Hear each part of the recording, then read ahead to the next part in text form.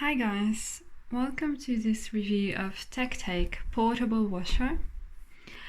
This washer consists of two parts, one's the washing part and one's the dryer part, and I'll show you how it all works. First, you just put your dirty clothes in the washer part. That's kind of obvious. I just have some towels at the moment. Yeah, so I'll fill it like about this much. Here is where the high part for the water is, but I would want a bit more of the water than there are clothes. So the next part, I'll just take my shower. So just like a normal shower. I'll turn on the water.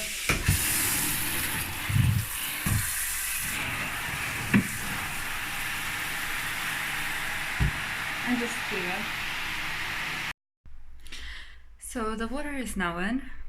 I mix it with a bit of cold water because the water here, the hot water, is really hot, and you can put maximum of 50 degrees Celsius water in this machine. So because I don't have a thermometer, I'm not sure, I don't want to put too hot of a water in here. The next part, which I sometimes do between the water, is just to put some detergent in. You can even wash the cap, of course, as you wish. And then we just turn the machine on. These are towels, so I will wash them for a bit longer. Normal clothes I would wash for 9 minutes, but these I'm gonna put for 15.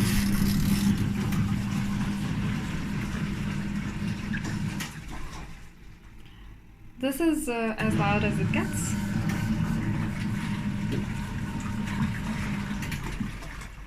And you can look at it. It just twirls the clothes in both directions and washes it.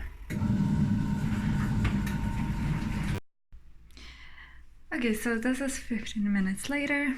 The washer has now done its job, and we are just gonna drain the water. You have this thing hooked on the side. I just put it in the bathtub. It's very convenient.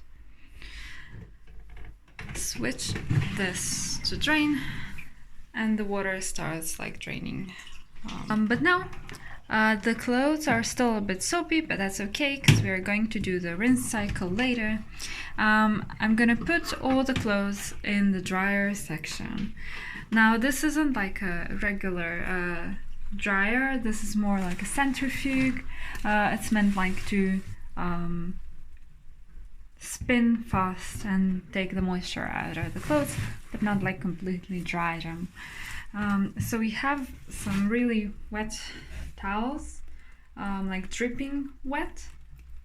I'm gonna put them in the dryer.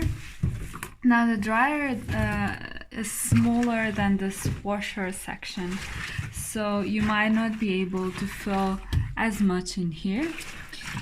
And especially because I have more towels, I know that it wouldn't all fit in here, so I'm just doing two parts, and I'm kind of sectioning it in two equal halves.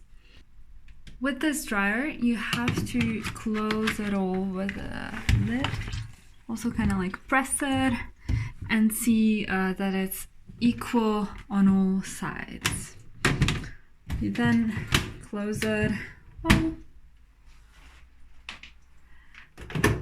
And this isn't necessary. It works both on drain and normal. I just always turn it on normal so that later when I'm putting water in here, I don't forget and the water would go to drain. I turn this to about 3 usually. compared to like a normal washer that you just put your clothes in and that's it. Like you don't have to come back until it's all done. Here you definitely do. We now take these clothes out. They're not completely dry, but they're definitely not dripping. So let's take this out. All the towels, like I'll show you with this towel as well, not dripping. And now we put this section in. Again, you can hear this is dripping. Before I close this, I will take the filter out of this section. As you can see, these were towels and the filter is pretty dirty, so you have to clean it. You have to clean it after every wash. While the filter obviously works, it actually doesn't collect as much as a normal washer would. So the clothes do come out dustier than they would from a normal wash. This is also like another disadvantage, but that's actually about it. Most of the other stuff are pretty amazing. I love how small this is. This is the size of a bathtub, like a small a bath shower. This is the size of the bath shower. It doesn't require any installation, so like no water, no like people coming in your apartment and changing the water system or whatever. You just plug it in into the electricity and it works. And it's quite light, so we can move it around easily. And let's start the second half of the dry section.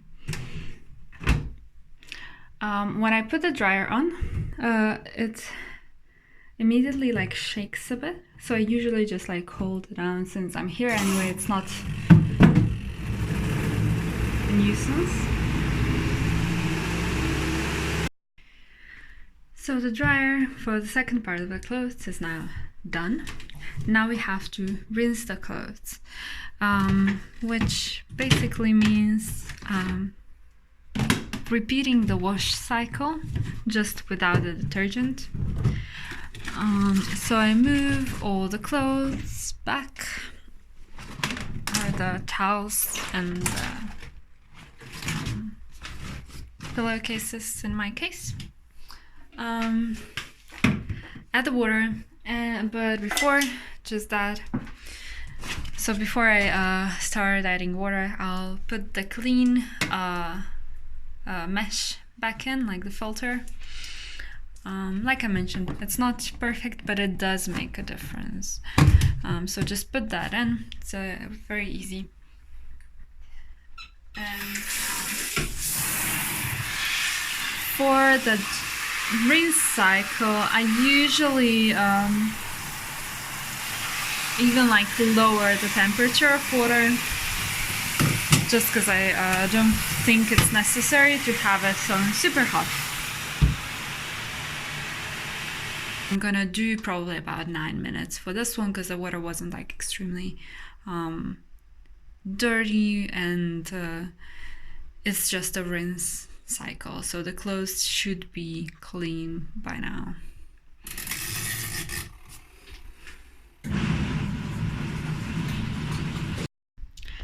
The rinse cycle, or the second wash cycle, is now done.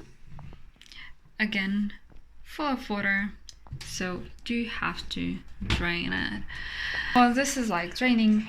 I just wanted to say our situation is such that we have a communal washer, which gets expensive and also annoying because there's only one washer for a lot of apartments.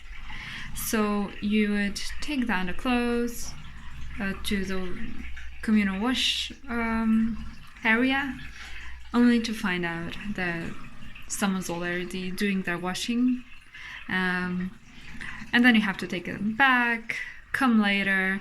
It's just not a good option, and it's also expensive.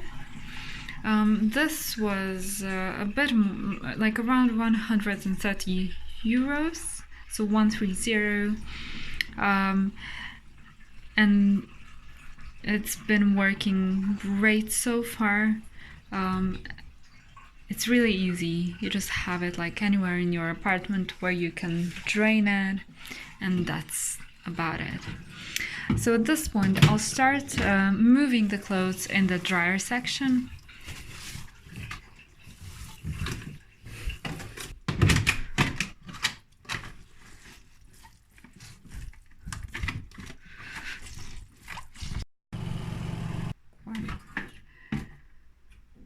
You can see when the spinner inside stops. That's when I open it, not before. I kind of wanted to show you how much dust there is on the washed clothes.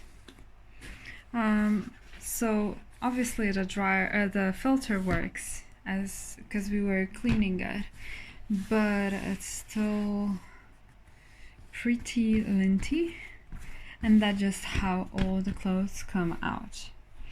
It's also much more wrinkled. The clothes come out quite wrinkled. It's probably because you have to like squish them down for the dryer part, but that's also like a difference to a normal washer and dryer that I've seen so far. Thanks for watching. Bye.